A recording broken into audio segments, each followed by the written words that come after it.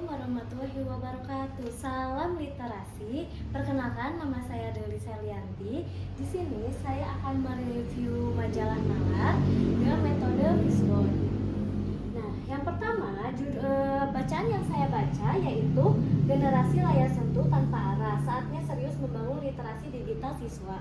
Kemudian karyanya yaitu Yudi Prayitna.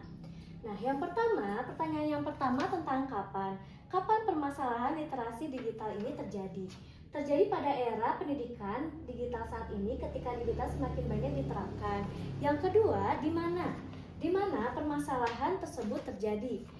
Jawabannya di lingkungan pendidikan khususnya sekolah dasar serta di lingkungan keluarga. Yang ketiga, siapa? Siapa saja yang terlibat dalam permasalahan ini? Jawabannya siswa, guru, orang tua, dan sekolah. Kemudian yang keempat yaitu apa? Apa masalah utama yang dibahas dalam artikel? Yaitu kesenjangan antara kemampuan menggunakan teknologi dengan kemampuan literasi digital. Yang kelima, mengapa? Mengapa masalah literasi digital perlu mendapat perhatian? Karena kemajuan teknologi tidak otomatis membuat siswa menjadi pengguna teknologi yang cerdas. Yang terakhir, bagaimana? Bagaimana cara mengatasi permasalahan tersebut? Yaitu siswa perlu diajarkan cara memeriksa dan mempertanyakan kebenaran informasi, dan sekolah juga perlu memberikan dukungan dan kompetensi yang memadai kepada guru. Kemudian yang terakhir, pelajaran yang dipelajari, yaitu bahwa kemajuan teknologi dalam pendidikan harus diiringi dengan peningkatan literasi digital. Anak tidak cukup hanya mampu menggunakan gawai dan aplikasi, tetapi juga harus mampu menggunakan teknologi secara bijak, kritis, bertanggung jawab, dan aman.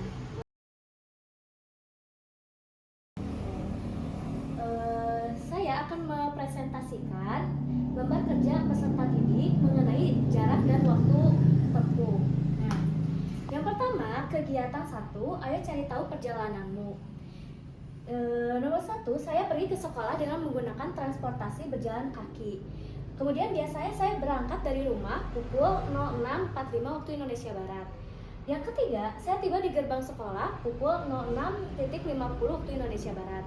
Dan yang terakhir, total lama perjalanan saya dari rumah ke sekolah adalah 5 menit.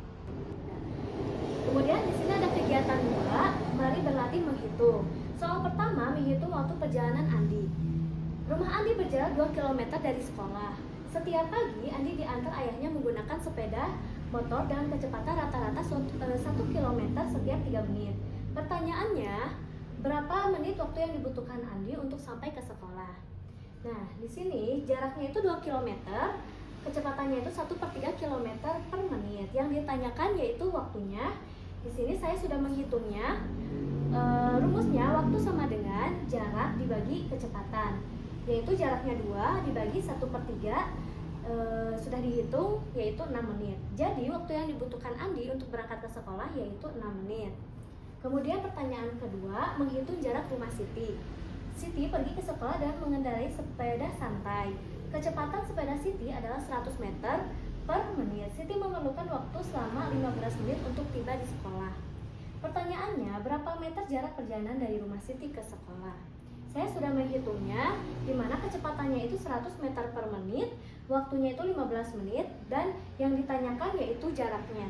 Di sini saya sudah dikerjakan dengan rumus jarak sama dengan kecepatan dikali waktu, di mana kecepatannya itu 100 dan waktunya itu 15, yaitu hasilnya 1500 meter. Jadi jarak perjalanan dari rumah Siti ke sekolah yaitu 1500 meter. Untuk soal yang ketiga, yaitu menentukan waktu berangkat atau membaca jam, di mana Budi harus tiba di sekolah paling lambat pukul 7 waktu Indonesia Barat agar tidak terlambat. Perjalanan kaki dari rumah Budi ke sekolah memerlukan waktu tepat 25 menit. Pertanyaannya, pukul berapa paling lambat Budi harus mulai berangkat dari rumah? Nah, di sini waktunya itu 25 menit. Di mana jam 7 itu dikurangi 25 tersebut. Nah, tetapi jam 7 tersebut diubah menjadi 06.60 dikurangi 25 yang hasilnya 06.35. Jadi, paling lambat Budi harus mulai berangkat dari rumah yaitu 06.35. Oke, dan terakhir ada tantangan seru, di mana rumah itu berjarak 3 km dari sekolah. dan Edo berjalan kaki dalam waktu tempuh 30 menit.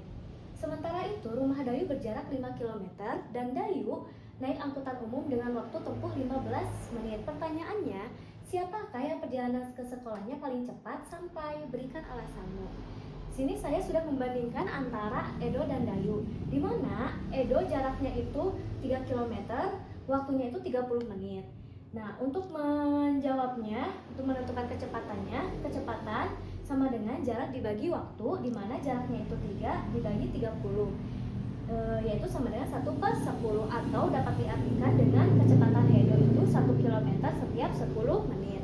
Kemudian untuk Dayu jaraknya itu 5 km, waktunya itu 15 menit, di mana rumusnya itu kecepatan sama dengan jarak dibagi waktu, yaitu 5 dibagi 15 sama dengan 1/3, atau kecepatan Dayu itu 1 km setiap 3 menit.